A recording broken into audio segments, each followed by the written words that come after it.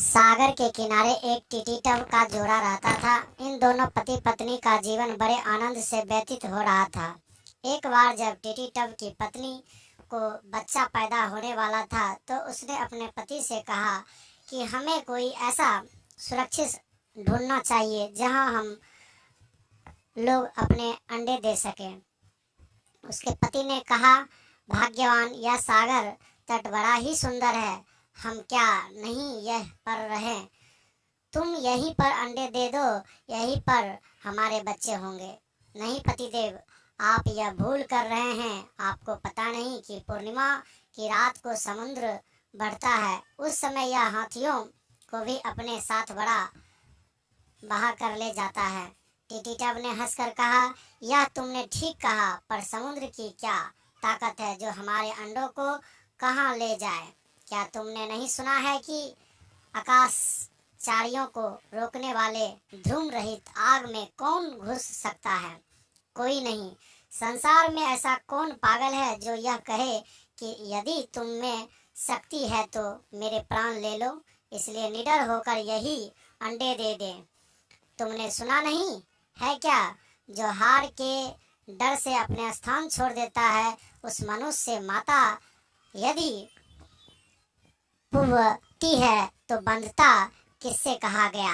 समुद्र जी इनकी बातें सुन रहा था। उसने सोचा कि यह पक्षी तो बड़ा अभिमानी है, इसलिए यह रात को सोते समय पांव ऊपर करके सोता है।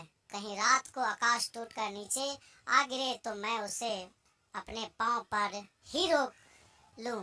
संसार ने मानवता गर्व किसे नहीं होता, इसलिए मैं देखता हूँ कि इसकी बात में कितनी ताकत है। यह सोचकर समुद्र शांत बैठा रहा और उस समय की प्रतीक्षा करता रहा जब यह टिटीटब अंडे दे। वह समय आ गया। टिटीटब ने अंडे दिए। समुद्र जो इसी समय का प्रतीक्षा में था, टिटीटब के जाते ही ज्वार भाटा ले आया और देखते ही देखते अंडे उस पानी में बह गए। जब टिटी और उसकी पति रात को वापस लौटे तो वहां पर अंडों का नाम तक नहीं था। टिटीटब रोते हुए बोली, जो किसी की अच्छाई बात नहीं मानता उसका यही बुरा अंत होता है। यह काट से गिरे कछुए की भांति नष्ट होता है। वह कैसे? टिटीटब ने पूछा। वह तो ऐसे, किसी तालाब में कछुआ रहता था। वहीं पर उसके दो बगुले मित्र रहते थे। वह बगुले रोजाना ही उसके पास आकर देवी देवताओं की कथाएं सुनाते और शाम को उड़कर अपने घोंसले में चले जाते। कुछ समय के पश्चात जब एक वर्ष न हुई तो वह तालाब सूख गया।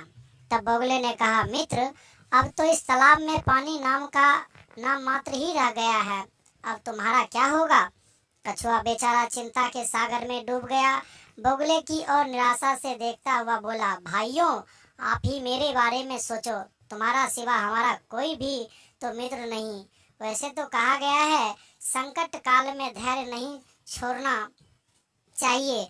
जैसे सागर में नाव डूबने पर भी मांझी पार होने का आशा रखता है, और मनु ने कहा कि बुद्धिमान पुरुष मुसीबत आने पर मित्र और बंधु से सदा सहायता की आशा करते हैं। इसीलिए आज मुझे यहाँ से निकलकर किसी ऐसे तालाब तक ले चलो जिसमें बहुत सा पानी हो। लेकिन तुम जाओगे कैसे? बगुले ने कहा, तुम लोग एक छोटी सी लकड़ी ले आओ। उस लकड़ी को तुम दोनों पकड़े रखना और उड़ते रहना। मैं उसे पकड़कर लटक जाऊंगा। हाँ, ध्यान रखना कि तुम दोनों मुंह ना खोलना। बगुले कछुए की बात सुनकर एक लकड़ी ढूंढ लाए। उस लकड़ी को उन्होंने अपनी दोनों चोंचों में दबा लिया। बीच में कछुआ लटक गया और बगुले उड़ने लगे। उड़ते उड़ते रास्ते में कछुए ने एक नगर देखा। यहाँ के वासी उन्हें देखकर कहने लगे, देखो देखो, कोई गोल चीज बगुले उठाकर लिए जा रहे हैं। उनकी बात सुनते ही कछुआ झट बोला उठा, अरे यह कैसा शोर है? बस कछुआ अभी अपना चोंच आधी ही खोल सका था कि लकड़ी से उसका मुंह हटा तो वह धड़ाम से नीचे धरती की ओर गिरा और वहीं पर वह मर गया। इसीलिए तो कहा गया है, भविष्य को सोचकर काम करने वाला और समय के अनुसार तत्काल निर्णय करने वाला दोनों मजे में रहते हैं। भाग्य के सहारे जीने वाले कभी सुख नहीं पाते। यह कैसे?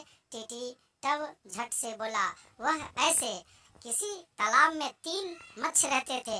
एक बार कुछ धोबी उस तालाब के पास राह चलते रुक गए। उन्होंने तालाब में झांक कर देखा तो उनके मुंह में पानी भर आया। वाह, इस तालाब में तो बहुत मछलियां हैं। हमने तो आज तक तालाब में से मछलियां पकड़ी ही नहीं थी। उस समय शाम हो चुकी थी। उन्होंने कहा, चलो कल सुबह आकर इस तालाब से मछलियां पकड़ेंगे। उनकी बातों को एक मत्स्य सुन लिया। उसने झट से सारी मछलियां को इकट्ठा किया और उन सबको उन मछलियों पकड़ने वाले की कहानियां सुनाई। मुसीबत मौत को सिर मंडराते देखकर सब चिंतित हो गए थे। सभी बैठे सोच रहे थे कि इस मौत से कौन बचा जाए। बहुत सोच समझ के पश्चात यह निर्णय किया गया कि इस तालाब को छोड़कर साथ ही किसी दूसरे तालाब में चले जाना चाहिए। ऐसे अवसर पर कहा गया, शत्रु बलवान हो तो भाग जाना चाहिए या फिर किसी किले का सहारा लेना चाहिए। इसके सिवा और कोई रास्ता नहीं। जिनका अन्य स्थान पर भी सुख से समय बीत सके, वे विद्वान लोग जाने के कष्ट और स्थान से जादुई के दुख को नहीं सोचते। दूसरे मत्स्य ने अपने साथी की बात सुनकर कहा, भाई आप ठीक कहते हैं। मेरा भी यही विचार है कि हमें यथाशीघ्र इस स्थान से निकलकर जाना चाहिए। किसी विद्वान ने कहा है, अत्यंत मोही नपुंसके लोग ही परदेश के नाम से डरते हैं। वे कौवे की भांति बुजदिल और हिरण की भांति अपने देश में ही भूखे मरते हैं। जो स्वदेश में भूखा मरे वह मनुष्य क्या, जो खारे कुएं का पानी इसलिए पीता है कि यह मेरे बाप दादा का बना हुआ है, उसे पागल कहा जाएगा। सब लोगों ने मिलकर इस तालाब को छोड़ने का निर्णय कर लिया और साथ वाले किसी तालाब में चले गए। सुबह उठते ही जब मछुए बड़े आनंद से झूमते हुए जाल लेकर उस तालाब में इन मछलियों को पकड़ने आए तो उनके हाथ केवल निराशा ही लगी। टीटी तब बोली, अरे भाग्यवान, क्या तुम मुझे इतना ही बुजदिल समझती हो? मैं इस पापी समुद्र को अपनी चोंच से सुखा दूंगा। मैं बुजदिल मत्स्य नहीं जो डरकर भाग जाऊंगा। वाह, भला तुम्हारी समुद्र से क्या लड़ाई? इससे क्रोध करना ठीक नहीं। कहा गया है, असमर्थों का क्रोध उनको ही नुकसान पहुंचाता है। जैसे अत्यंत गर्म बर्तन पास वाले ही जलता है। अपने शत्रु की शक्ति को ना समझकर जो उत्साह के साथ युद्ध करने जाते हैं, आग में जलते पतंगे की भांति स्वयं नष्ट हो जाते हैं। टीटी तब बोला, नहीं नहीं प्रिय, ऐसा मत कहो। जिनमें उत्साह होता है बड़े बड़े कठिन कार्य भी कर जाते हैं। कहा गया है कि क्रोधी पुरुष सदा डरकर शत्रु के सामने जाता है। जैसे राहु चंद्रमा को देखकर भी उसके पास जाता है, भारी शरीर वाले हाथी पर भी शेर पांव रख देता है। निकलते सूर्य की किरणें भी ऊंचे पहाड़ों पर डरती है। घने अंधेरे छोटे से दीप के हाथों भाग जाते हैं। छोटे से बम से भारी पहाड़ भी गिरा दिए जाते हैं। जिससे तेज व बलवान है, मोटे भारी का क्या विश्वास।